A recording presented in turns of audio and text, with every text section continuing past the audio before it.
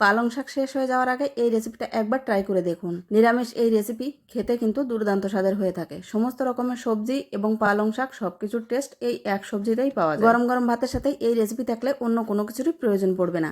একবার হলেও ট্রাই করে দেখুন। পালং শাক শেষ হয়ে গেলে এই রেসিপিটা আর বানানো যাবে না। তার জন্য সবার প্রথমে আলু, ঝুঁকিনি, এর পরিবর্তে কুমড়ো দিলেও হবে, গাজর এবং বেগুন সব সবজিগুলোকে ছোট ছোট করে কেটে নিয়েছি যাতে তাড়াতাড়ি সেদ্ধ হয়ে যায়। তারপর সবজিগুলোকে একটা পাত্রের ভেতরে তুলে অল্প একটু জল দিয়ে এগুলোকে বেশ ভালোভাবে ধুয়ে নিতে হবে। তারপর একটা পাত্রে রেখে দেবো জল ঝরিয়ে নেওয়ার জন্য। এবার তাজা তাজা পালং শাক নিয়ে নিতে হবে 1 মুঠো পরিমাণ, আর সেগুলোকেও বেশ 1 থেকে 1.5 ইঞ্চি লম্বা করে কেটে বেশ ভালোভাবে ধুয়ে এগুলোকেও জল ঝরিয়ে নিতে হবে। এরপর কড়াইতে তেল দিয়ে 7-8টা বড়ি দিয়ে দিলাম। বড়িগুলোকে বেশ ভালোভাবে ভেজে তারপর তুলে নিচ্ছি। এরপর আরও একটু তেল দিয়ে এর ভেতরে শুকনো লঙ্কা এবং 5 ফোড়ন দিয়ে সব সবজিগুলো দিয়ে বেশ ভালোভাবে ভেজে নিতে হবে এবং পরিমাণ মতো লবণ, হলুদ সহ একটা টমেটো একটু বড় বড় করে কেটে দিয়ে দিলাম। এরপর বেশ কিছুটা পরিমাণ কাঁচা লঙ্কা চেরা এবং পালং শাক দিয়ে একটু নাড়িয়ে নিতে হবে। কড়াইটা যেহেতু ভরে গেছে, এবার একটু ঢাকা চাপা দিয়ে 5 থেকে 7 মিনিটের জন্য রান্না করে নিলেই কিন্তু পালং শাকও কম হয়ে যাবে এবং সমস্ত সবজি থেকেও জল বেরিয়ে আসবে। সব কিছুকে একবার নাড়িয়ে নিয়ে এর ভেতরে ভেজে রাখা বড়িগুলো এবং পরিমাণ মতো চিনি দিয়ে আবারও একটু নাড়াচাড়া করে ঢাকা চাপা দিয়ে